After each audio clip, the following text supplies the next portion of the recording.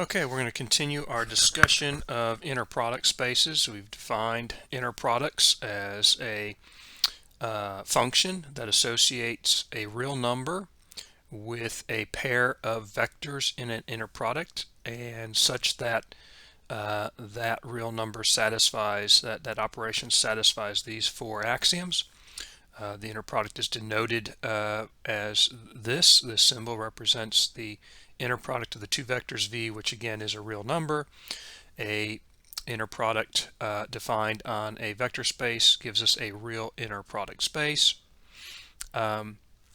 Important with any inner product, we can now define a sense of measure. We can determine the norm based on that inner product and the distance based on that inner product, and also define unit vectors because they have norms of 1. So let's take a look at that. Let's start with finding the norm of the the vector 1 comma 0 in the Euclidean inner product space.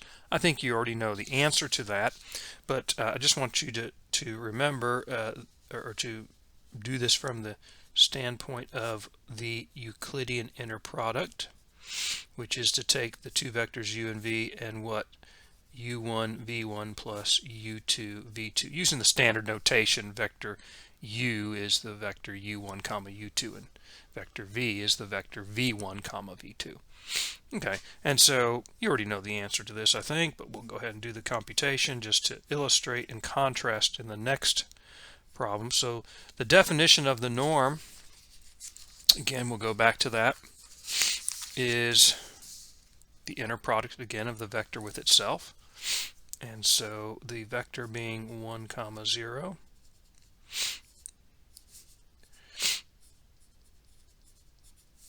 take the inner product of the vector with itself and then take the square root of that. And so what's that? According to the Euclidean inner product, is just 1 u1 v1 1 times 1 or 1 squared plus u2 v2 0 times 0 or 0 squared, which is obviously going to be the square root of 1, which is 1, and we already knew that. All right. In other words, also by definition then, this vector in the Euclidean inner product space, the vector 1 comma 0, is a unit vector because its norm is 1. But now let's take a look at this same vector 1 comma 0 in the inner product space with this inner product. So we're still in 2 space. The vector space is 2 space, set of all vectors that are ordered pairs, right?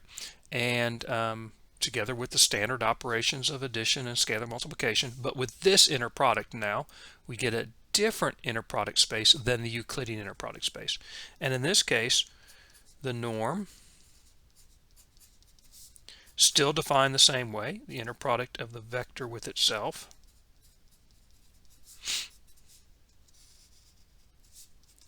square root. But what's the inner product of the vector with itself this time? It is 9 times u1 v1 1 times 1 or 1 squared plus 4 u2 v2.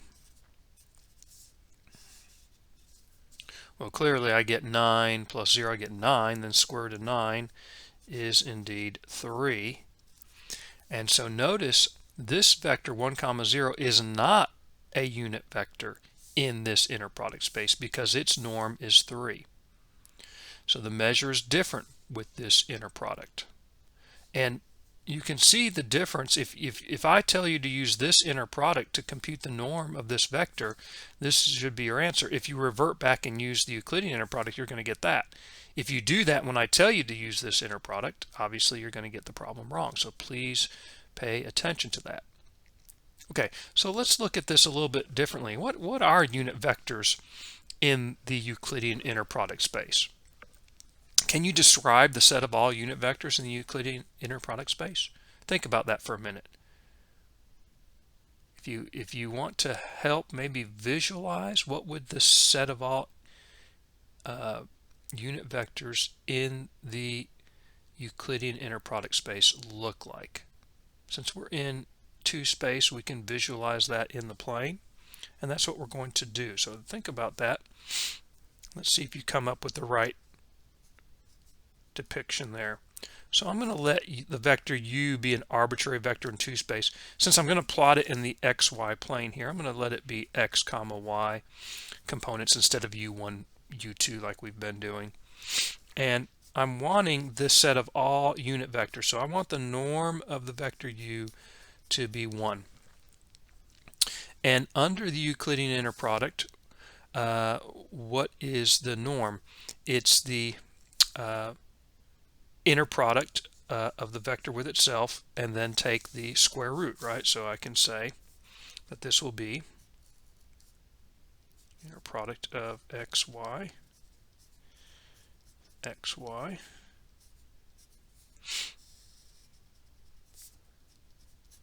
and the Euclidean inner product, right, is the one we're used to. So it's just going to be x times x, which is x squared, plus y times y, which is y squared. There's the Euclidean inner product. Of course, if I square both sides of this, I get this equation here. 1 squared is, of course, 1.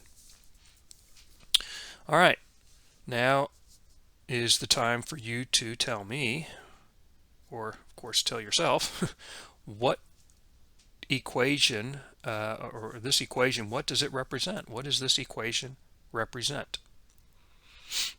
I hope that you remember that this is a circle in the plane with radius 1 and the center at the origin. Right? And I hope that's what you thought of, the set of all unit vectors, right? The vector 1 comma 0, which is the one we did up here, 1 comma 0, right? Its norm is 1. Of course, I'm just going to put the terminal point. We always start at the origin, so the arrow would be, this way. I would draw that vector, this way. Right, there would be the point. So the set of all, we'll just do their terminal points, right? Another one would be 0 comma 1. Negative 1 comma 0, 0 comma negative 1. These are all 1 unit from the origin. If I continue that process, we will get the unit circle. All right. So the set of all points 1 unit away from the origin. That's the way to visualize the unit vectors in Euclidean inner product space. Okay, now let's look at the inner product space with this inner product defined. Again, what do the set of all unit vectors look like there? Notice the vector 1 comma 0 was not a unit vector. So what do unit vectors look like? Do we have unit vectors? I'm going to do the same thing for this inner product space with this inner product.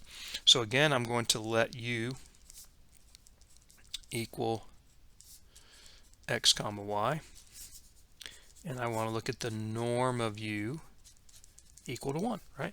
So same thing, I've got the square root of the inner product of the vector with itself, but this time, what's that inner product?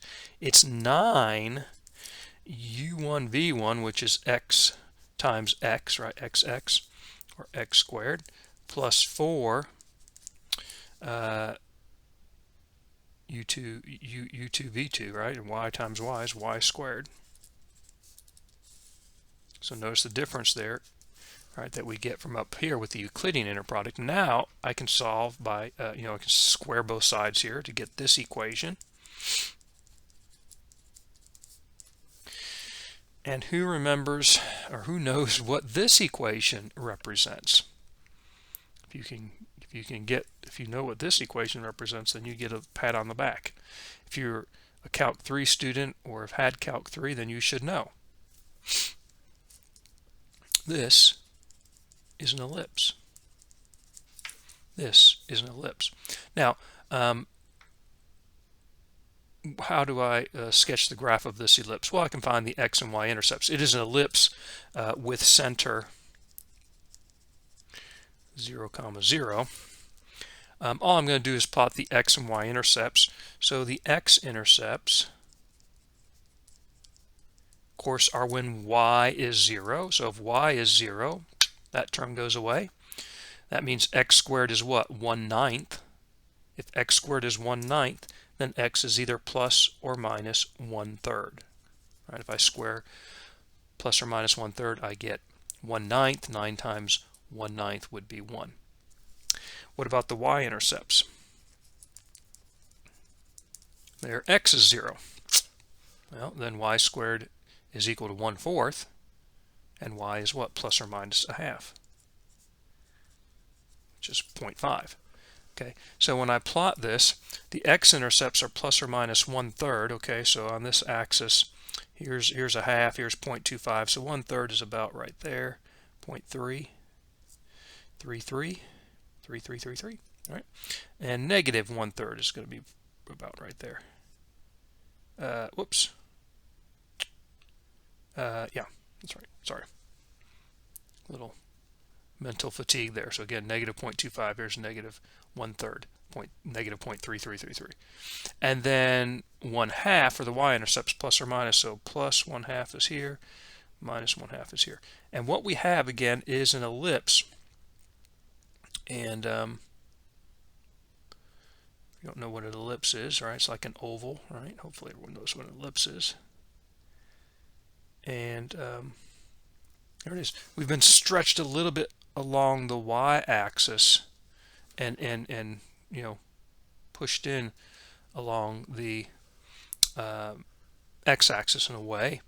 In fact, if I drew the unit circle from above, here's the unit circle outside here. The whole thing is kind of truncated down. The unit vectors, the set of all unit vectors now have changed with this inner product. Because why? Because the measure have changed. The distances have changed, so to speak. Distance between vectors and the length of vectors has changed according to this inner product. Okay, so there's lots of reasons when we would want to have a different measure on 2 space, and there's lots of areas where this is important. Here's maybe an analogy if you're kind of confused. Not quite the same thing here, but if you're talking about a sphere, okay, on the surface of the sphere, we kind of think of it as being a plane, even though it's really not a plane, right? When we're walking down the road, we think of it as flat, but really we're on a sphere, a huge Earth, right? A sphere, a ball. If I talk about the distance between 2 cities, say between Knoxville and Tokyo, what's the distance between Knoxville and Tokyo? Well, if you just did the straight line distance, you'd be talking about the distance through the Earth, right? I mean, usually that's not the way we talk about distance, right? We talk about the distance, it's going to be going around the surface of that sphere, right? In what we would call in geometry the great circle, going from one point to the other would be the distance between those 2 points. And so there's a different measure, right? You want to measure things a little bit differently because of the fact that you want to stay on the surface of the sphere. So there are lots of areas where this can be applied and useful. Okay, but again, all I'm asking you to do is basically the computations. All right, let's take a look at a inner product on a matrix space here. So let's let the matrix U be this. Instead of the double subscript notation, I'm just going to use a single subscript here to denote the 4 entries in this 2x2 matrix. Same with the vector V. Okay, and the following defines an inner product, the inner product of the vectors in this case are 2x2 matrices, so the inner product of U and V gives us a real number, and we're going to define that real number to be the trace. Remember, TR is the trace, which is the sum of the main diagonal elements. We have that in any square matrix of U transpose V. So 2x2, transpose U times V, which is the same as the trace of V transpose U, which is equal to this. Okay, how is it equal to this? We're going to verify this formula right now. And the way we're going to do that is I'm going to take the trace of U transpose V. I'll have you, confirm that the trace of V transpose U gives you the same result. I'm going to take the trace of U transpose V. All right, so that's the trace of what? U transpose. Let's do that first. U transpose means we swap the rows and columns. So this first row becomes the first column, and the second row becomes the second column. V, I'll just recopy V.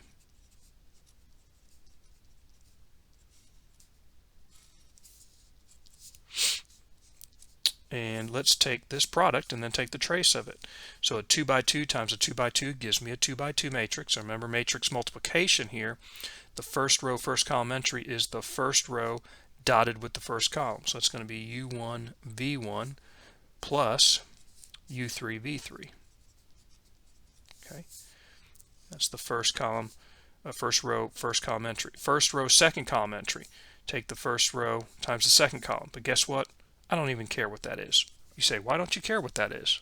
Because I'm going to take the trace of this resulting matrix. All I care about is the main diagonal entries. I'm just, so the asterisk is a value, which you could do. Same with this entry. I don't need it, so let's just skip it. I need the second row, second column entry. Second row, second column, U2 V2 plus U4 V4.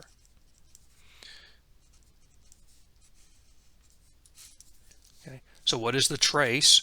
Is the sum of the main diagonal entries. So this is going to be U1 V1 plus U3 V3. Whoops, shoot. Sorry, my hand is not behaving. Plus U2 V2 plus U4 V4. I'm just adding these two things together. But again, these are all real numbers, so I can rearrange them in any way, and you can see clearly that I can rearrange them in that order. And so this proves that formula. Now, it's also going to be an inner product. In other words, those four axioms will be true for any two matrices.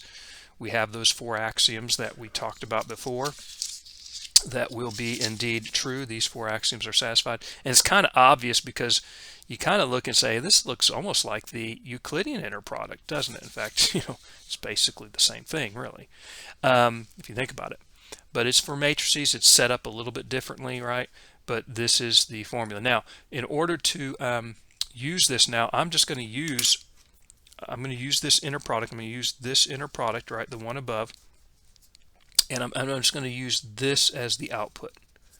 So the inner product of U with V is this. Go right to that. I'm not going to worry about computing the trace of U transpose V because I've just proved if I do that every time, I get the same thing. Right? So this is the trace of U transpose V, but this is the inner product that's defined. Of course, the matrices in this order, right? So it's basically pairing up, right? U1 V1, U2 V2, U3 V3, U4 V4, and then adding them up. Okay. So using this inner product, this is just plug and chug, right? The inner product is U1 V1 plus U2 V2, U3 V3, U4 V4.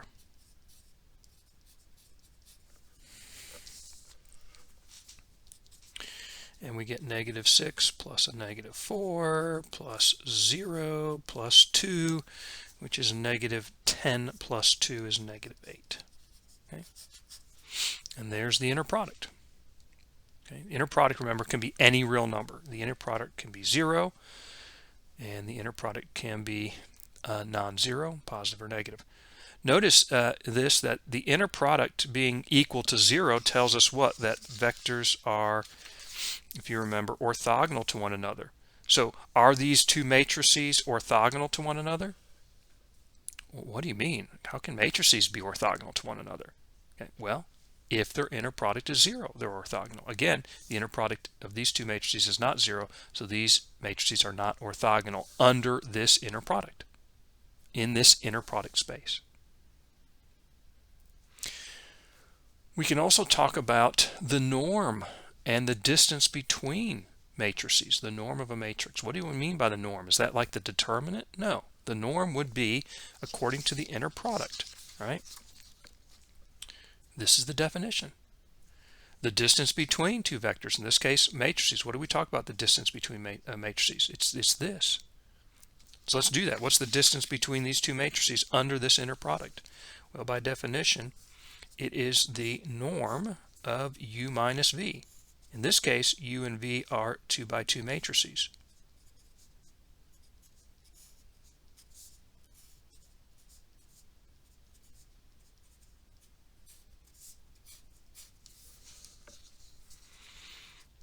And so first thing, before I do the norm, I want to subtract, right? Which is really adding -1 times this matrix, but I just can subtract components. 5 minus 1,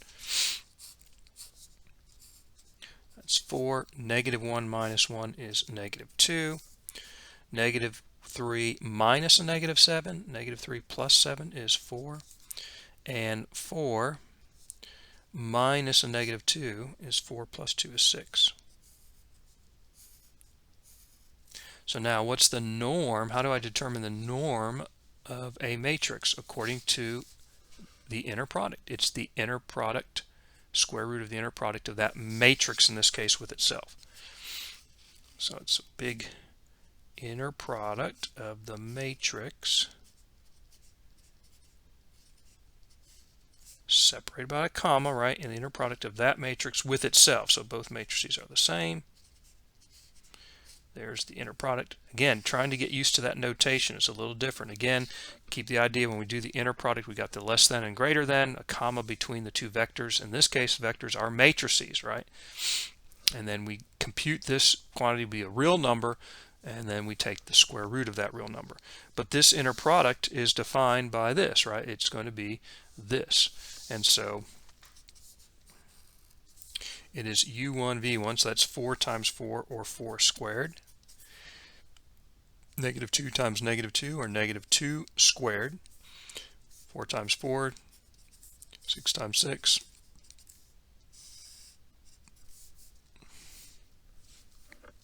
Okay, and of course this is going to be 16 plus 4. Be careful, that's -2 times -2, positive 4. 16 plus 36. This is 16 and 4 is 20, plus 16 is 36. 36 and 36 is 72. Square root of 72. Okay, so there is your answer. If you want to impress me, you might realize that 36 is a factor of 72. 36 times 2. And so you can simplify that to 6 times the square root of 2. But okay, bottom line is that's the distance. Now, again, it is a way of measuring, and this is actually important here. Let me give you an example, an application here of where distance between matrices can become meaningful.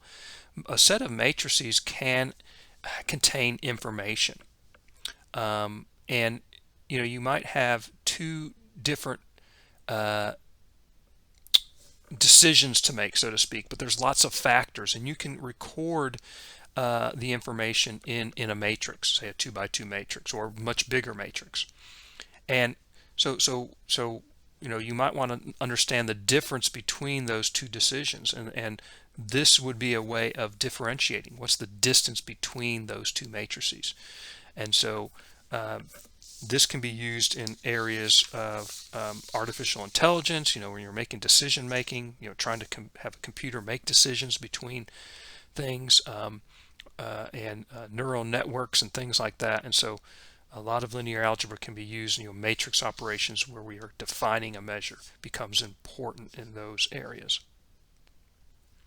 Okay, so again, you're going to see some other defined inner products for matrices, for n space, for polynomial functions. So you have to use that inner product.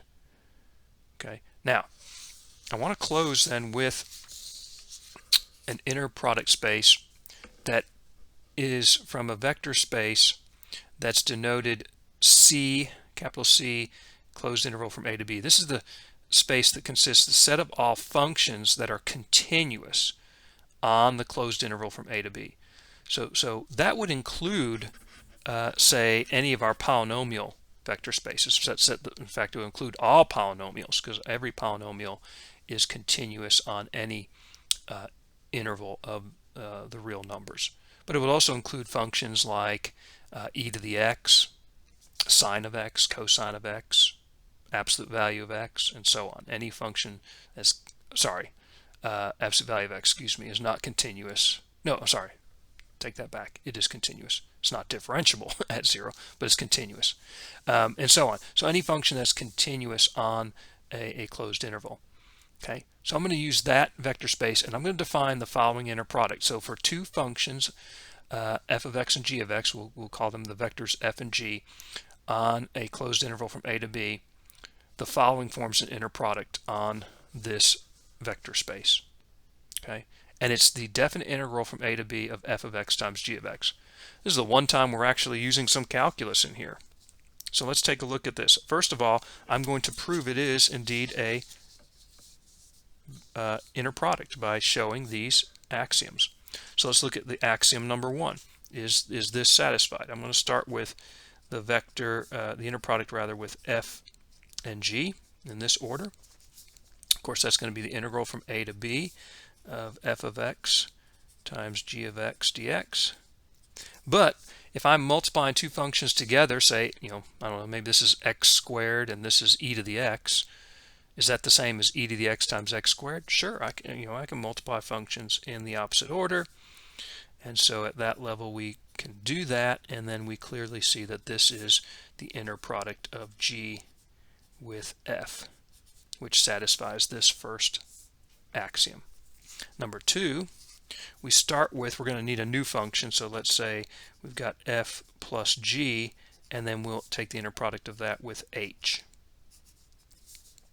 So this is the integral from a to b of f of x plus g of x. All right, that's the f plus g. Right, and then g, this is h times h of x. Okay. Well, clearly I can distribute this h of x through and get f of x h of x plus g of x h of x. Right. So integrate the sum, and when I integrate the definite integral of a sum, we have linearity property of definite integrals, right? Which means this is the integral from a to b of f of x h of x dx plus the integral of g of x h of x dx. But this then, by definition, this would be the inner product of f with h. And this would be the inner product of g with h. And that satisfies our second, right, our second additivity axiom. Okay. The third is this homogeneity axiom. So I'm going to do a scalar multiple now of a function. So number 3, I'm going to do the inner product of kf with g. So that's the integral from a to b. And again, it's just the product of those two functions. So what is kf? Well, it's just some scalar multiple times f of x. So if f of x is x squared, k could be like 4x squared. We're just talking about, right? G of x. But this is a constant, right? K is a constant. It's a scalar. It's a real number. So what do we know about constant multiples in definite integrals? What can we do with them? We can pull it out, right? This is k times the integral from a to b f of x times g of x dx, but that is just k inner product of f with g by definition, and that satisfies that third axiom. Last one is inner product of the vector with itself is non-negative with equal to 0 if and only if we're talking about the 0 vector. Well, let's see what that looks like here. I take the inner product of a function with itself, get the integral from a to b. F of x times f of x will be f of x squared. All right. And what do we know about that?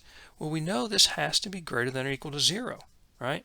Because if I square any function, right, the graph of that function will always be what? Above the x-axis. Will be above the x-axis. If I integrate from a to b of a function that is always positive, always above the x-axis, its definite integral has to be non-negative, right? If the function were to dip below the x-axis, right? So if we have the x-axis here and we're going from a to b, You know, if we have a function that sort of dips below, you know, and comes back up or something, remember when we integrate from a to b, this region here would be, you know, negative area, and this would be positive and positive. Remember that. But if I take the absolute value, or sorry, not absolute value, but squaring this function, all these negative values will pop up, and the graph will not look like that, you know, but everything will be above, you know, I don't know exactly what the graph will look like, but it will be, you know, above, you know, whatever, always, you know, after I square it. So if this is a graph of f, this would be something like f squared, and so the total area has to be non-negative. I can't get a negative result. And what's the only way I'm going to get 0? And so this will be equal to 0 if and only if what? The function f of x is the 0 function, right? In other words, just integrating from a to b, f of x equals 0, I get 0. That's the only way to do that. So there's the proof. We have an inner product. So now the fun begins. Let's use it. Here's a specific example. So I'm going to, of course, instead of a and b, I'm going to give specific numbers, so we have definite limits of integration. So I'm going to talk about for functions that are continuous on the interval from 0 to 1. Let's define the inner product this way, right? From a to b, from 0 to 1, the product. So this is inner product, as we said. And let's see what we have for these inner product of these two functions. So this is my f function, and this is my g function, f of x and g of x. So this is the integral from what? 0 to 1. F of x would be just 3. G of x is 2x minus 1. So now you guys have to be able to do a little calculus, and that is evaluate this definite integral. And the way I'm going to do that is I am going to simply, I'm going to pull out that 3 constant multiple.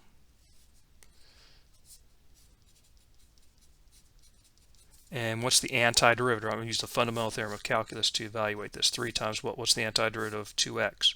That's x squared. What's the antiderivative of 1? That's x. I'm evaluating that at 1 and at 0 and taking the difference. So you've got to remember how to do these things. So I got 3, 1 squared minus 1. And then minus 3 what? 0 squared minus 0. So I evaluated at 1, evaluated 0, take the difference. But of course 1 squared minus 1 is 0. This is 0, and of course this is 0, so I get a grand total of 0. All right? So there is just the evaluation of the inner product. You have to evaluate a definite integral. Now, are the functions f of x equal 3 and g of x equal 2x minus 1 orthogonal under this inner product? Well, notice that's the two functions we have here. Are they orthogonal under this inner product? Well, what does it mean to be orthogonal again? It means that what? The inner product is 0. Two vectors in an inner product space are orthogonal if their inner product is 0. So under this inner product, the vectors, which in this case are really polynomial functions, but they're continuous functions, they're orthogonal. Yes. So the answer is yes this time, and that is since the inner product of f with g is 0. Just that's it, right? They're considered orthogonal to one another. So what you say, what does it mean for two functions to be orthogonal? This is the definition if their inner product is 0. What inner product? Well, dependent upon the defined inner product. Use this inner product. All right, let's find the norm. What's the norm? What do you mean the norm of a function? What's the length? What do you mean? Is that like, you know, integrate the function? Does that take the absolute value? What is that? No, the norm is, right, the square root of the inner product of the vector with itself. Inner product is given up here. So this will be equal to the square root of the inner product. Remember, inner product, we have less than, greater than, with a comma in between. And what are there? In this case, it's the function 2x plus 1 and comma 2x plus 1. Don't forget our square root. Okay, so I take the inner product of the function with itself. So how do I take the inner product of the function with itself? Well, here's the definition. So it's the square root of what? The integral from 0 to 1 and f of x, g of x. But this guy's f of x and g of x are the same. So I've got 2x plus 1 times 2x plus 1, which is 2x plus 1 squared. Okay. Now, you have to do the evaluation. So A, you can expand 2x plus 1 out, square it out. Remember, that is not 4x squared plus 1. That is not 4x squared plus 1. Don't make that mistake. I'm just going to do a simple substitution, right? Let u be 2x plus 1. I've got u squared, but then I've got the dx is 2 dx, right? If u is 2x plus 1, du is 2 dx, and so I need a 1/2 factor. And so the antiderivative of u squared is 1/3 u cubed times that 1/2. It's going to be 1/6 u cubed. Okay, so some of you will need to review how to integrate. We're not going to do any great integration. You're not going to have to use, trig substitution or partial fraction decomposition or integration by parts. I mean, you could have that, but no, we're going to keep it simple. But you should be able to do a simple substitution, or if not, you can expand this out, which is going to be what? 4x squared plus 4x plus 1, and then integrate term by term if you want to. You can take the derivative of this with the chain rule, right? Bring the 3 down. I get 3/6, which is a half, times 2x plus 1 to the second power, times the derivative of what's inside, which is 2, and 2 times a half is 1, and you get back to 2x squared, 2x plus 1 rather, quantity squared. Okay, so make sure you know how to do simple integration like this. Let me know if you're having trouble with that. Okay, so now I just evaluate this. Let's see, 1/6. Evaluate this at 1. So at 1, this is 2 times 1 is 2 plus 1 is 3 cubed. And at 0, it's 2 times 0 plus 1, 1 cubed. So that's 27 minus 1 is 26. 26/6, which I guess I can write as 13/3. All right, simplify that. Now, there's my answer. If you want to be real fancy, you can impress me or not impress me by saying this is the rationalize, multiply top and bottom by square root of 3. I had to get the square root of 39/3. Okay, if you want to rationalize, you can, but I don't care about that. There it is. That is the norm of this vector, which is this function, right, under this inner product space. Okay.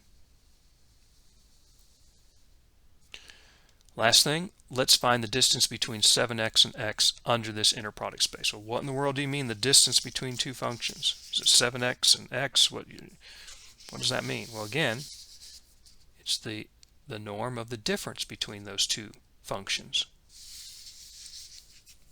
So this is the norm of the difference between 7x and x. Well, now what do we mean? 7x, can we do this subtraction? This is real hard, so hold on. 7x minus x, what in the world is that? 7x minus x, that's 6x, right? Just doing function arithmetic, right? There's the function that we're talking about. And now we take the norm of that. And what's the norm? Again, the norm is the inner product of the vector with itself. Take the square root of that. So it's the square root of the inner product of the vector, in this case the function 6x with itself.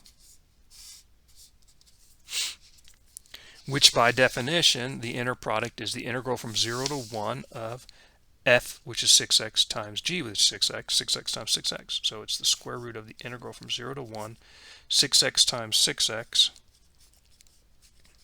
Of course, what is 6x times 6x, or 6x squared? That is 36x squared. I will take now the antiderivative of 36x squared, which is what?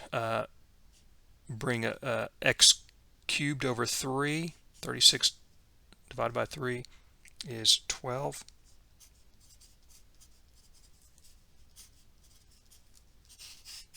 Right, the antiderivative of 36x squared is 12x cubed. Again, take the derivative of 12x cubed, you get 36x squared as a check. And so I'm going to evaluate this 12, 1 cubed minus 0 cubed, which is obviously 12. Okay, There's the answer. Again, if you want to impress me, you can write 2 root 3 if you simplify it.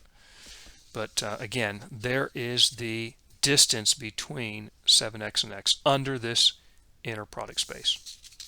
So again, this is not hard what I'm asking you to do for the sections. In fact, it's kind of embarrassing. I'm just telling you to, maybe do a little integration, which you might have to review from Calculus 2.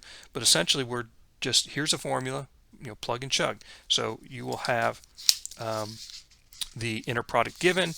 I will even give you these definitions for norm and distance, although a lot of you've got to memorize from when we use them with the Euclidean inner product. Okay. All right, so that is inner product spaces. There's one thing though, and that is in section 6.2, a question becomes, for a basis, go back to a basis for a vector space. How do we know if those basis vectors are orthogonal? Do they have to be orthogonal, first of all, to form a basis? No. A basis is what? Spans the space. The vectors are linearly independent. They don't have to be orthogonal. But if we have an orthogonal basis, that is a good thing. Okay. Think of your unit vectors I, j, and k in 3 space. They're all orthogonal to one another, and that's a very helpful basis. So you can see, check orthogonality by taking the inner product of your basis vectors to see if it's 0 under any inner product, and it could be a vector space that's in n space, matrix vector space, polynomial vector space, function vector space, whatever it is. Now we're not going to go into it, but a very important thing, I'll just close with this: being able to, given a basis, being able to construct, if it's not orthogonal, being able to construct an orthogonal basis is an important thing. And there's a process that's known as the Gram-Schmidt orthogonalization process. It's an actual algorithm. If you're a computer science person, you can go through that algorithm and program it. And that allows you to create an orthogonal basis. Once you have an orthogonal basis, it's even better if the vectors are a norm of 1 unit vectors, and such a basis is called an orthonormal basis. And so the Gram-Schmidt orthogonalization process, and then basically normalizing your vectors, which you can do by multiplying by the reciprocal of the norm, can give you an orthonormal basis, which is a very helpful basis. And so being able to construct those is important. We won't go into that, but I just wanted to throw that out there as a close, if you will, to this idea of orthogonality, which we now have extended to any vector space. Okay.